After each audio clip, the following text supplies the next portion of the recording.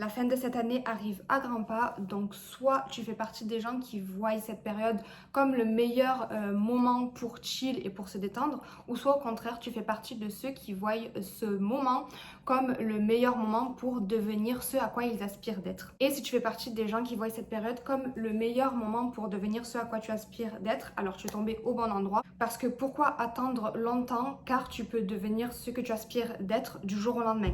Ta vie, elle peut changer littéralement du jour au lendemain. Alors oui, il reste 2 mois avant 2025, mais en 2 mois, tu peux accomplir énormément de choses.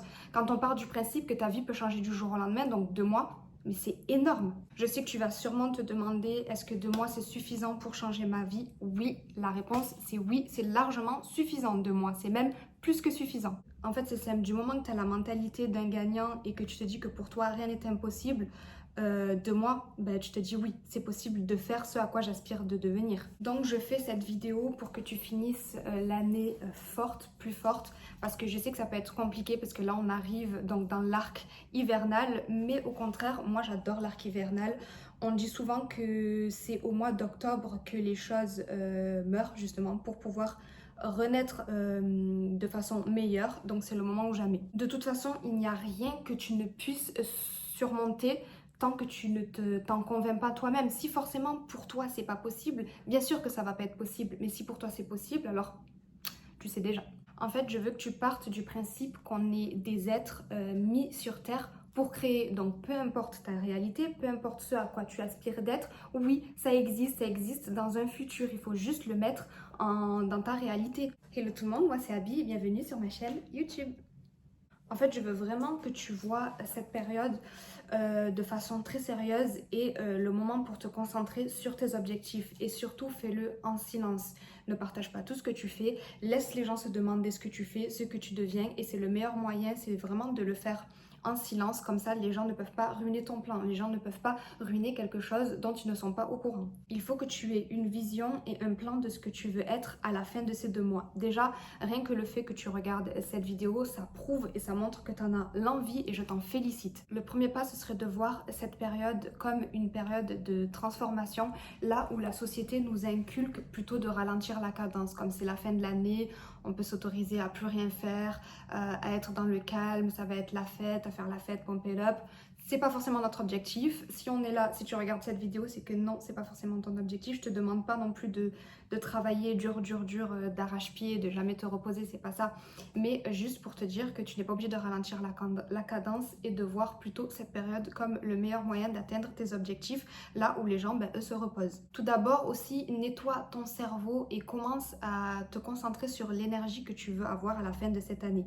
Libère l'espace qu'il y a dans ton cerveau, oublie les choses qui ne te servent plus, oublie les choses que tu ne veux plus être, nettoie ton cerveau. Parce que rien ne pourra être fait si en fait ton cerveau n'est pas concentré sur les bonnes choses. Donc il faut vraiment que tu nettoies ton cerveau, que tu fasses de l'espace. C'est comme l'exemple que j'avais donné sur mon ancienne vidéo. Pour que l'univers puisse te mettre les nouvelles choses, tes manifestations, tes nouvelles manifestations, il faut forcément nettoyer l'espace. C'est la même chose avec ton cerveau, tu le nettoies, tu le libères pour qu'il y ait des bonnes choses à l'intérieur et que tu le nourrisses qu'avec de bonnes choses. Tu t'en doutes bien, pour ce faire, il faudra forcément prendre les actions. Mais les actions, je vais y venir après parce que tout d'abord, avant de faire les actions, parce que forcément toute action est une idée en premier, donc c'est très important d'abord d'avoir son plan, son objectif et de se concentrer sur un seul grand objectif. Pendant ces 2 mois, je veux que tu te concentres vraiment sur un seul objectif. En fait, ce que je veux dire par là, c'est que forcément, avant de prendre les actions, il faut que tu libères ton cerveau des croyances limitantes que tu as. Parce que oui, c'est normal.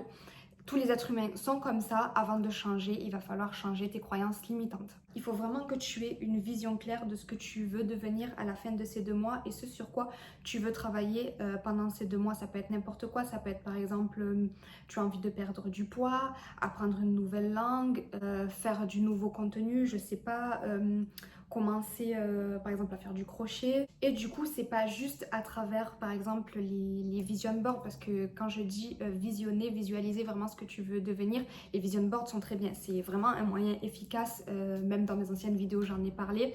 Mais là, pendant ces 2 mois, en fait, il faut que tu incarnes déjà la personne que tu aspires d'être. En fait, il faut que ce soit tellement clair dans ton esprit qu'il n'y a pas d'autre solution que à la fin de ces 2 mois, tu finisses par être cette personne. Alors ouais, j'ai le soleil de Dieu sur moi là. Parce que je dis des vérités. Donc voilà, c'est pour ça que c'est important d'incarner la personne que tu aspires d'être de par ton esprit. C'est-à-dire quand tu vas penser comme cette personne, en fin de compte, au final, tu vas faire les actions tout seul. Les actions vont venir tout seul. Par exemple, si tu veux perdre du poids, tu incarnes cette personne qui veut perdre du poids. Donc forcément, cette personne, elle va vouloir manger plus sain. Donc quand tu vas faire tes courses, tu vas acheter des choses plus saines parce que dans ton cerveau, tu en es conscient qu'il faut que tu achètes des choses plus saines. Tu vas aller faire du sport. Donc ton cerveau, il va être focus sur aller faire tes séances de sport. Quand tu vas manger, tu vas prendre du temps pour manger. Tu vas pas te ruer sur la bouffe là comme ça, comme ça, comme ça. Donc forcément, il faut que tu incarnes cette personne. Et j'aimerais bien vous donner un tips. Moi, je trouve que c'est super efficace pour manifester. En fait, c'est de manifester tous les matins, c'est-à-dire au réveil, dès que tu te réveilles. Donc oui, encore une fois, pas la peine de se réveiller et de prendre son téléphone. Non, quand tu te réveilles, manifeste. Pense à ce que tu veux manifester parce qu'en fait, ton cerveau, il est encore en somnolence. Il ne faut pas oublier que c'est lorsque tu es en somnolence que c'est là que tu es le plus apte à manifester. Donc fais-le tous les matins et fais-le tous les soirs avant de t'endormir.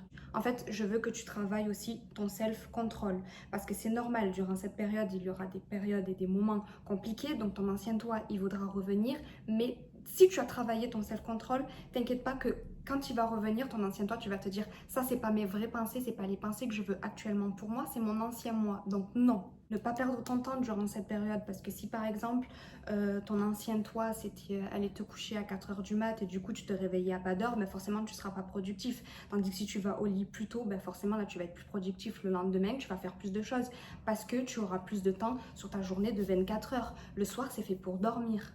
En vrai, cette phrase, elle est véridique. La vie appartient vraiment à ceux qui se lèvent tôt. Parce que franchement, quand tu te lèves tôt et que... En fait, c'est le matin, je trouve que le cerveau, c'est là où il est le plus concentré et le plus productif. Forcément, si tu te lèves tôt, après tu manges à des bonnes horaires, tu nourris ton corps de ce qu'il faut, tu lui donnes les bons nutriments et du coup, tu peux accomplir ce que tu es censé accomplir. Et tu verras qu'en 2 mois, tout ça, ce sera possible. Et ton self-control, forcément, va te permettre d'avoir de la discipline. Parce que oui, forcément, tous les jours, il va falloir faire une action. Et une action, c'est toujours mieux que de ne rien faire. C'est toujours mieux que 90% des gens qui ne font rien de leur journée.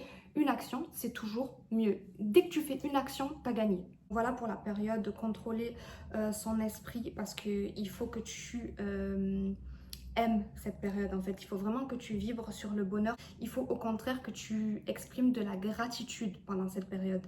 Que tu sois heureux de pouvoir faire les actions. Il y a des gens, ils peuvent même pas faire ce que vous êtes en train de faire. Il y a des gens, ils n'ont même pas un toit. Il y a des gens, ils n'ont même pas un lit. Il y a des gens, ils n'ont même pas de quoi avoir accès sur Internet. Et toi, tu as de quoi le faire. Par exemple, si ton objectif, c'est de vendre des peintures et que tu as l'opportunité de pouvoir avoir une toile, des pinceaux et de peindre, mais et de la gratitude quand même. Il y a des gens, ils n'ont même pas ça. Il y a des gens, c'est leur rêve de pouvoir faire ça, de pouvoir peindre, mais ils n'ont ni accès à Internet, ils n'ont pas de peinture, ils n'ont même pas un toit pour pouvoir faire leur création, ils peuvent même pas sortir, voir la nature, et toi, tu as l'occasion de pouvoir faire tout ça, et tu n'as pas de gratitude, et tu te dis, oh, en 2 mois, ça va pas être possible, oh, j'ai la flemme, ou oh, je sais pas quoi. Je trouve même pas d'excuses tellement que pour moi, c'est pas possible de se dire que c'est pas possible. Voilà, donc là maintenant, on peut prendre les actions. Forcément, tu vas établir une routine quotidienne de ton futur toi, puisque tu l'incarnes déjà. Donc, dès que tu as fini cette vidéo, ça y est, tu es ton futur toi, tu l'incarnes. Parce que forcément, si tu veux devenir écrivain, eh ben, tu vas écrire un peu tous les jours. Si tu veux devenir un grand sportif, forcément, tu vas aller t'entraîner à la salle tous les jours. Pas tous les jours, mais enfin, tu as compris. Si tu veux apprendre une nouvelle langue, eh ben, forcément, tous les jours, tu vas faire des exercices pour pouvoir apprendre cette nouvelle langue. Il n'y a pas de secret. Donc voilà, en fait, il faut vraiment que tu t'imagines et que tu fasses une projection de ce à quoi tu aspires à la fin de ces 2 mois. Oui, j'ai dû baisser le rideau parce que là, le soleil était littéralement en train de me chauffer. Donc oui, forcément, le fait que tu aies pu contrôler ton self-control est très important parce qu'il ne faut pas que tu dépendes de la motivation. Parce que c'est quoi le problème avec la motivation? C'est que ça va et ça vient. Et c'est normal. La motivation, des fois, tu la trouves même pas. Tu as beau faire tout ce que tu veux et ça, je comprends que des fois, on n'a pas la motivation. C'est pour ça qu'il faut toujours s'en tenir au plan plutôt qu'à ton ressenti. Je dis pas qu'il faut pas que tu écoutes ce que tu ressentes, non, mais je veux dire, pendant cette période, il vaut mieux suivre le plan, quoi qu'il arrive. En fait, c'est normal, c'est humain, ton mood, il va fluctuer, mais pas le plan. Le plan, quoi qu'il arrive, il ne va pas bouger. En fait, c'est ton ancien toi qui va vouloir prendre tes anciennes habitudes et c'est normal, c'est parce que c'est humain. En fait, le cerveau, il va chercher la sécurité et la facilité. Donc forcément, il va rechercher ce qui lui est familier, ce à quoi il avait l'habitude, parce que là, tu vas lui faire un choc. Donc non, tu te dis, je suis le plan, je ne veux plus être ce que j'étais avant. Ou alors non, tu te répètes aussi sans cesse, 2 mois en 2 mois, tu peux faire plein de choses car ta vie, elle peut changer du jour au lendemain. Donc je m'en tiens au plan car à la fin de ces 2 mois, il n'y a pas d'autre possibilité que je devienne ce à quoi j'aspire de devenir. Point à la ligne, point barre. Comme je vous dis, vraiment, c'est la différence entre les gagnants et les perdants en fait. Les perdants, ils abandonnent. Les gagnants, ils se disent non, je m'en tiens au plan, je le fais. Point. Quand les choses doivent être faites, de toute façon, elles seront faites. Si c'est pas fait, c'est que vraiment, c'est pas tant important pour toi. Parce que, admettons, tu aimes quelqu'un, vraiment quelqu'un à qui tu tiens et que faire une action, ça te tient à cœur parce que tu sais que cette personne, elle a besoin, tu vas le faire. Alors pourquoi quand il s'agit de toi, pourquoi quand c'est pour toi, tu le fais pas? C'est quoi le problème? Je te dis pas de te rendre fou de ton objectif, que ça devienne limite une obsession, parce que je pars du principe que ce que tu aspires à devenir ou ton objectif que tu t'es fixé, forcément tu te l'es fixé, c'est pour ton bien-être. Depuis quand c'est une plaie, depuis quand c'est une corvée de faire les actions pour devenir une meilleure version ou pour accomplir son objectif? Depuis quand? Et en fait, en faisant ça, en éprouvant comme si c'était une corvée, ben, en fait, tu vibres sur l'ingratitude. Alors que non, il faut vibrer sur la gratitude qui est l'un des plus hautes vibrations. Pourquoi tu veux vibrer sur l'ingratitude? Voilà, encore une fois, d'où l'importance de faire vraiment et d'apprendre à faire ce que tu aimes et de te fixer un objectif que tu aimes parce que sinon tu vas pas être aligné avec ce que tu vas faire, avec tes actions et forcément tu vas te démotiver et ça sert à rien ou tu vas tout reprendre de zéro alors tu te diras oui l'année prochaine, nanani, nanana et ça c'est pendant des années, en fait c'est pendant des années, vous dites l'année prochaine et pendant des années vous faites rien.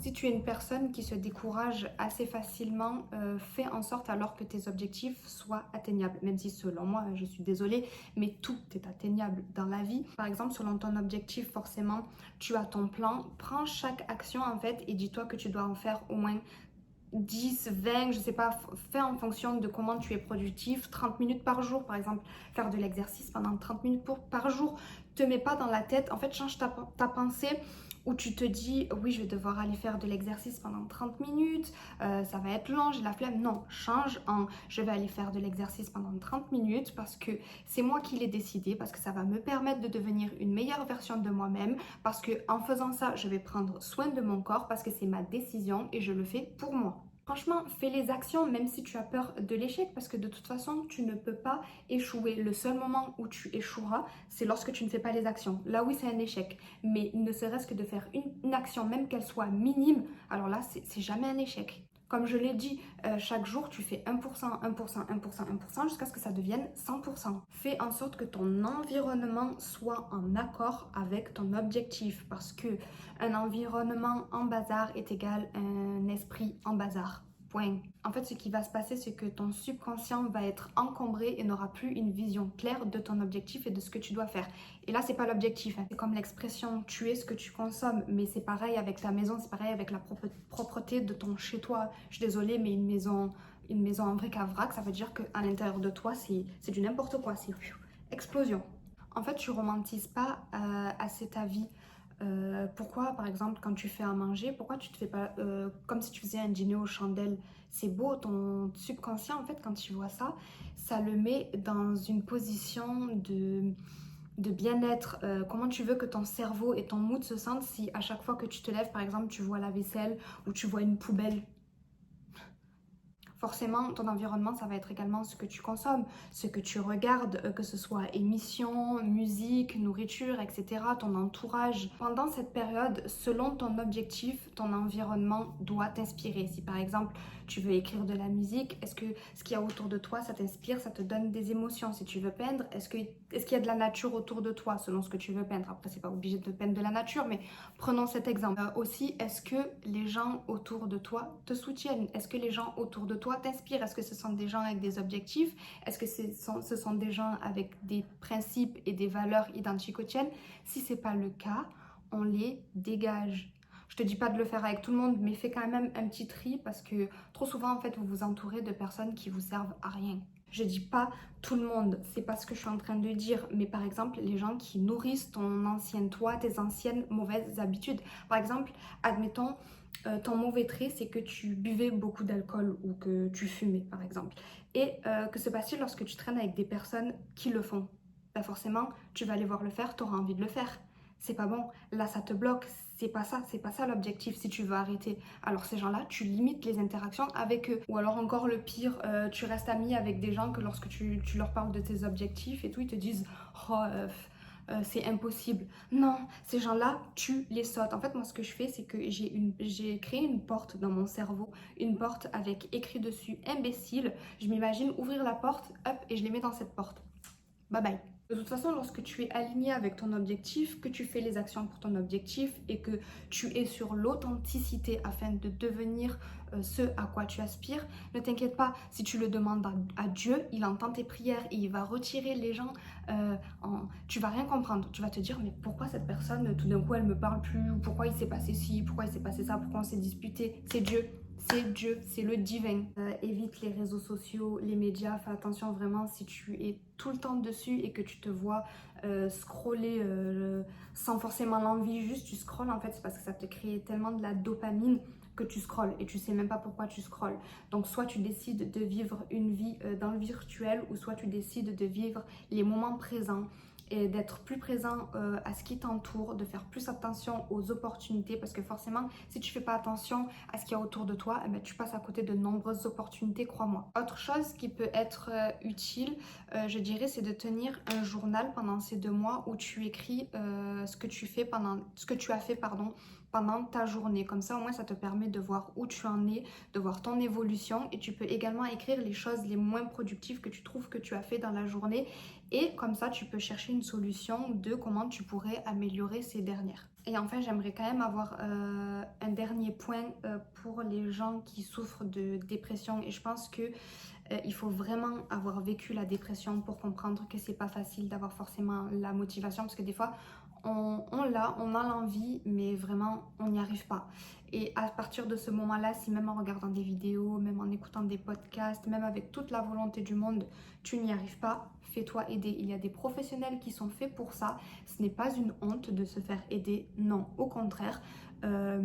Fais-toi aider parce que ça veut dire que tu as envie de prendre le pas de passer à autre chose, tu te fais aider, tu travailles sur toi-même avec la personne qui t'aide, avec le professionnel qui t'aide et après tu seras vraiment débarrassé. Donc tu es vraiment la seule personne capable de faire le changement dans ta vie, tu es la seule personne capable de supprimer les mauvaises interactions, les gens qui sont toxiques pour toi, ça il n'y a que toi qui peux le savoir à l'intérieur de toi, on ne peut pas le savoir à ta place.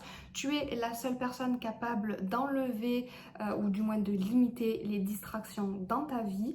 Comme je le dis, ça en fait, il n'y a personne qui peut le faire à ta place, il n'y a que toi. Dans la vie, c'est simple, tu peux être littéralement qui tu veux. Donc vraiment, aime cette période de changement, aime cette période de transition, exprime de la gratitude sur le fait que tu as ouvert les yeux, sur le fait que tu sais que maintenant tu veux changer, que tu sais quelles actions il faut prendre.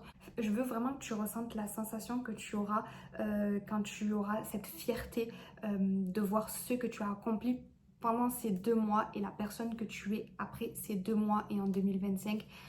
Bravo! Donc voilà, merci de m'avoir écouté. En tout cas, j'espère que j'aurai au moins aidé ne serait-ce qu'une seule personne. C'est vraiment mon objectif. Merci beaucoup. Bisous!